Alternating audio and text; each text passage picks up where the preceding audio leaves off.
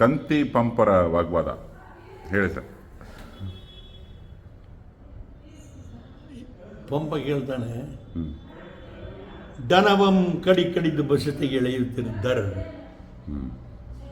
ದನವಂ ಕಡಿದು ಬಸತಿಗೆ ಎಳೆಯುತ್ತಿದ್ದಾರೆ. ಬಸ್ತಿ ಅಂದರೆ ಹಿಂಸೆ. ದನ ಕಡಿದು ಬಸ್ತಿಗೆ ಎಳಿತಿದ್ರು ಹಿಂಸೆ.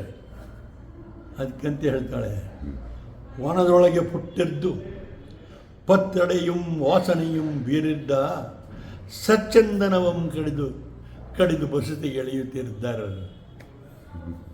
ಏನು ಸರ್? ಅದಕ್ಕೆ ಅವಳು ವಾಪಸ್ ಹೇಳ್ತಾಳೆ, ಸತ್ತ ಒಳೆದ್ದು ತವರೂರಿಗೆ ಹೋಗುತ್ತಿದ್ದಳು.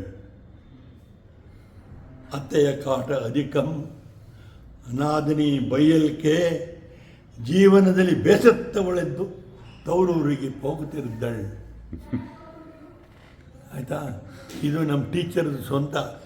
ಇದನ್ನು ಹೊರಗಡೆ ಕೇಳೋದಕ್ಕೆ ನಮಗೆ ನಾಚಿಕೆ ಆಗುತ್ತೆ. ತಿಕ್ಕದವಳು ದೀಪವ ಹಚ್ಚುವುದುಂಟಲೋ ಪಂಪ, ಕಾರ್ತಿಕದವಳು ದೀಪ ಹಚ್ಚುವುದುಂಟಲೆ ಕಂತಿ ಅಂತ. ಇದು ಮೇಷ್ಟ್ರದ್ದು ಸ್ವಂತ ರಚನೆ. ಅದು ಸ್ವಂತ. ತಿಕ್ಕದವಳು ಕಾರ್ತಿಕದವಳು ದೀಪ ಹಚ್ಚುವುದುಂಟಲೋ ಪಂಪ. ಉತ್ತರ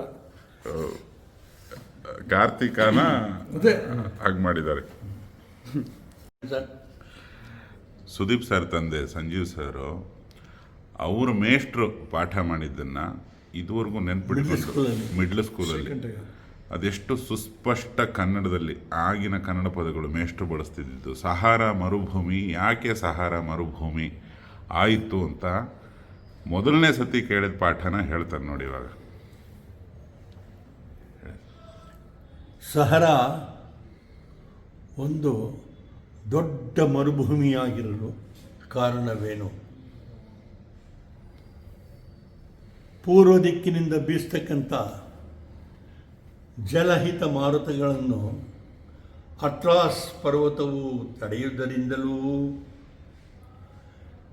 ಜಲರಹಿತ ಮಾರುತಗಳು ಸಹರಾ ಮರುಭೂಮಿ ಮೇಲೆ ಬೀಸುವುದರಿಂದಲೂ, ಪಶ್ಚಿಮ ದಿಕ್ಕಿನಿಂದ ಬೀಸ್ತಕ್ಕಂತಹ ಉಷ್ಣೋದಕ ಮಾರುತಗಳನ್ನು ತಡೆಯುವ ಬೆಟ್ಟಗಳಾಗಲಿ ಗುಡ್ಡಗಳಾಗಲಿ ಪಶ್ಚಿಮದಲ್ಲಿ ಇಲ್ಲದೇ ಇರುವುದರಿಂದಲೂ, ಉಷ್ಣೋದಕ ಮಾರುತಗಳು ನೇರವಾಗಿ ಸಹರಾ ಮರುಭೂಮಿ ಮೇಲೆ ಬೀಸಿದ್ದರಿಂದಲೂ ಸಹರಾ ಒಂದು ದೊಡ್ಡ ಮರುಭೂಮಿಯಾಗಿದೆ. ನಾವು ಚಪ್ಪಾಳೆ ಹೊಡಿಲೇಬೇಕಿತ್ತು. ಹೇಗೆ ಕೇಳಿದ? ಕಂತಿ ಪಂಪ ಅಂತ ಕೇಳಿದಿರಲ್ಲ ಸರ್? ಕಂತಿ ಪಂಪ. ಹಾಂ, ಪಂಪ ಕವಿ. ಅವರಿಬ್ಬರಿಗೆ ಪೈಪೋಟಿ ಬೀಳುತ್ತೆ. ಹಾಂ, ಕಂತಿ ಪಂಪನಿ ಕೇಳ್ತಾಳೆ, ಪಂಪ ಕಂತಿ ಕೇಳ್ತಾನೆ. ಏನು ಸರ್? ಹಾಂ, ಒಂದೇ ನಿಮಿಷ ತರ್ರಿ.